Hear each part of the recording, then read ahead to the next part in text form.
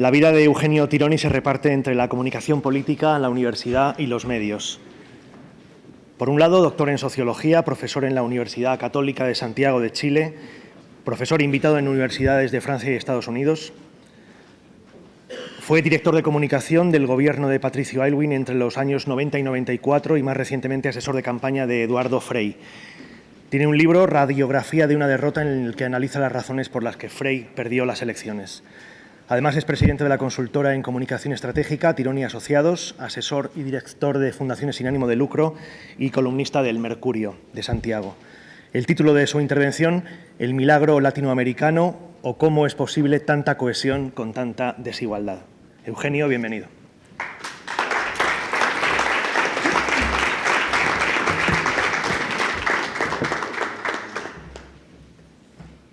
Bueno, muchas gracias. Bueno, normalmente la pregunta que nos hacemos en los dos lados del charco es ¿qué hacer para evitar la violencia en América Latina que está siendo provocada por la desigualdad económica y social? Y por lo tanto buscamos aprender de Europa y Estados Unidos, y muchas veces nos peleamos entre los que estamos por Europa y los que están por Estados Unidos. Y yo le invito a hacer una pregunta exactamente opuesta. La pregunta es ¿por qué América Latina en sus 200 años de historia ha mostrado tan bajos índices de violencia en relación a sus monstruosos niveles de desigualdad? O dicho de otra manera, ¿qué lecciones, por lo tanto, podríamos sacar para la propia América Latina y para el resto del mundo de esta suerte de milagro latinoamericano, de convivir tan pacíficamente con tanta desigualdad? Porque una cosa es clara, América Latina tiene el récord mundial en materia de desigualdad, y esto no lo dice la izquierda, lo dice el Fondo Monetario, lo inunda todo los ingresos, el patrimonio, el poder, la influencia, la política. Y esa desigualdad es lo que Johan Galtung en los 60 bautizara como la violencia estructural. No sé si algunos se recuerdan de eso. O sea, esta violencia producida por un sistema que genera hambre, miseria, enfermedad, muerte.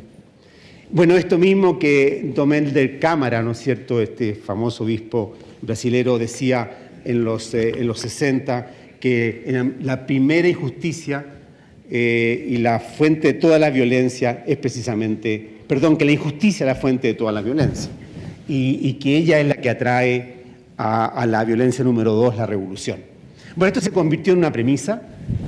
André Gunder Frank, un influyente pensador, por supuesto alemán, pero que tuvo influencia en América Latina y en otras partes del mundo, lo transformó en un imperativo. Él decía, para el pueblo latinoamericano la única salida a su desarrollo es la revolución armada. Bueno, muchos siguieron y promovieron ese camino. Muchos de los que lo hicieron o no están, o por lo menos han abandonado ese camino. La violencia revolucionaria hoy día prácticamente no existe en América Latina, pero la violencia estructural sí persiste. Y está tan vigente hoy día como hace 40 o 50 años. Pues bien, lo que podríamos hablar de la especificidad latinoamericana entonces es esta, o sea, cómo pese a la persistente violencia estructural, la región no ha sido asolada por olas de violencia como las que han asolado a otras regiones del mundo. Y yo sé que siempre un tanto ingrato comparar la violencia, porque siempre la que uno sufre es la más dolorosa de todas. Pero si tomamos lo ocurrido en el siglo XX, descubrimos que la violencia en América Latina fue mucho menor que la que asoló, por ejemplo, a Europa. Hice un recuento así muy superficial y llegué a los siguientes números. Los muertos por conflictos bélicos, globales, regionales y locales, por episodios de exterminio étnico, por violencia política, en Europa dejaban alrededor de 120 millones de muertos en el siglo XX, incluyendo lo que pasó en la Unión Soviética. En el mismo periodo en América Latina, incluyendo aquí los muertos de la Revolución Mexicana, que fue el episodio más sangriento del siglo XX, la violencia en Colombia, la exterminación de pueblos indígenas en Centroamérica, la Revolución Cubana, que ha sido la represión en general, la guerrilla, nos da una cifra de 5 millones de muertos. O sea, para hacerlo comparable, porque alguien me dirá, pero veamos las poblaciones, A lo largo del siglo XX, 17 de cada 100 europeos murieron por efecto de la violencia. Y en América Latina fueron 1 de cada 10, de cada 100. Ahora, Asia o África, bueno, no he hecho el cálculo, pero si uno piensa lo que fue la Revolución China, uno piensa lo que fue la Guerra Mundial para Japón, si uno piensa lo que fueron los movimientos de emancipación africanos y las guerras tribales, me imagino que los números no deben ser muy distintos. En conclusión, América Latina tiene el récord mundial indiscutido de la desigualdad, pero no así de la violencia.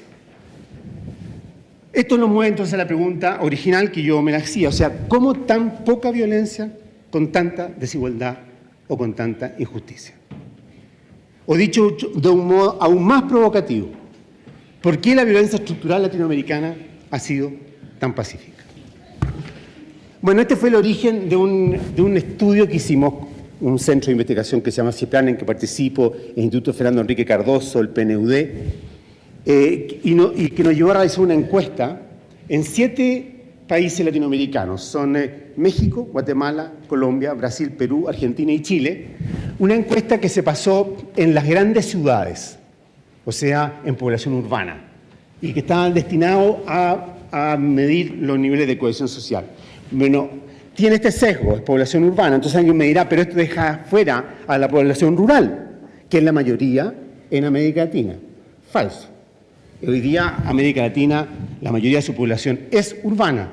Entre los países que encuestamos, solo Guatemala tiene 46% de población urbana, todo el resto, la población urbana supera incluso a la de España.